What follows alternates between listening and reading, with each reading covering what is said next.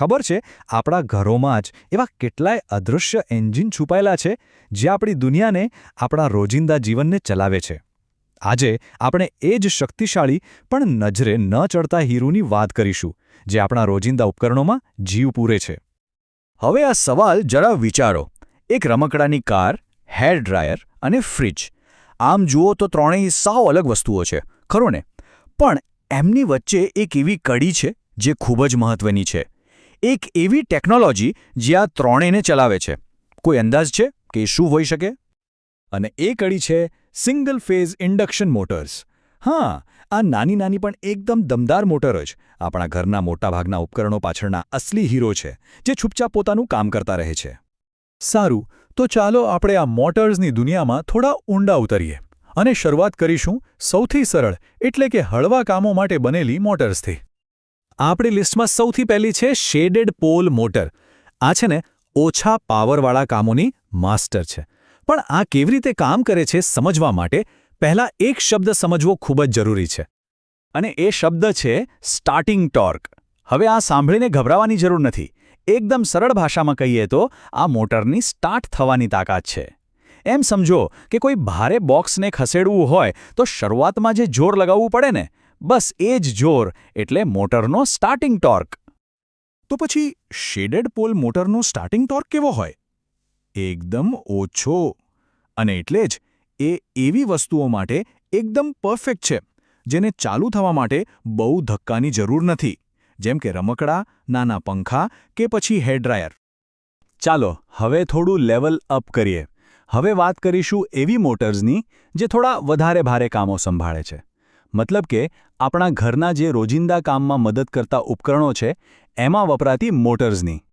અહીંયા આપણી સામે બે મુખ્ય ખેલાડીઓ છે, રેઝિસ્ટર સ્ટાર્ટ અને કેપેસિટર સ્ટાર્ટ. રેઝિસ્ટર સ્ટાર્ટનો ટોર્ક મધ્યમ છે, જ્યારે કેપેસિટર સ્ટાર્ટ એ તો જોરદાર ધક્કા સાથે શરૂ થાય છે. પણ બંનેમાં એક કોમન પ્રોબ્લેમ છે, ખરાબ પાવર ફેક્ટર. હવે આનો મતલબ શું? સીધી વાત છે, તેઓ વીજળીનો પૂરેપૂરો ઉપયોગ નથી કરતી. જાણે કે નળીમાં કાણું હોય ને, પાણી થોડું વેડફાઈ જાય, બસ એવું જ કંઈક. તો આ ઓછા વત્તા ટોર્કનો રોજિંદા જીવનમાં શું ફરક પડે? જુઓ, રેઝિસ્ટર સ્ટાર્ટ જેવી મધ્યમ ટોર્કવાળી મોટર વોશિંગ મશીનના ડ્રમને આરામથી ફેરવી શકે છે. પણ જ્યારે ડ્રિલિંગ મશીનથી દિવાલમાં કાણું પાડવું હોય કે પંપથી પાણી ખેંચવું હોય, ત્યારે કેપેસિટર સ્ટાર્ટ મોટરના હાઈ ટોર્કની જ જરૂર પડે. ઓકે, હવે આપણે આ લિસ્ટના સૌથી પાવરફુલ અને એફિશિયન્ટ ખેલાડીઓ તરફ આગળ વધીએ. આ એવી મોટર્સ છે જેમને ગંભીર તાકાતની જરૂર હોય છે અને જે લાંબા સમય સુધી સતત ચાલી શકે. આને આપણે એક લેવલ અપ કહી શકીએ. પહેલી છે સિંગલ વેલ્યુ કેપેસિટર મોટર. એનો સ્ટાર્ટિંગ ટોર્ક મધ્યમ છે, પણ એનો પાવર ફેક્ટર ઘણો સુધરેલો છે. મતલબ કે એ વીજળી ઓછી બગાડે છે. અને બીજી છે ડબલ વેલ્યુ. આ તો સાચું પાવર હાઉસ છે. હાઈ સ્ટાર્ટિંગ ટોર્ક અને સાથે સુધરેલો પાવર ફેક્ટર, એટલે કે તાકાત પણ અને કાર્યક્ષમતા પણ. અને આ સુધારેલા પરફોર્મન્સનો ફાયદો ક્યાં મળે છે? જે સિંગલ વેલ્યુ મોટર છે એ સીલિંગ ફેન જેવા લાંબા સમય સુધી ચાલતા ઉપકરણોમાં વપરાય છે, જ્યાં વીજળી બચાવવી જરૂરી છે.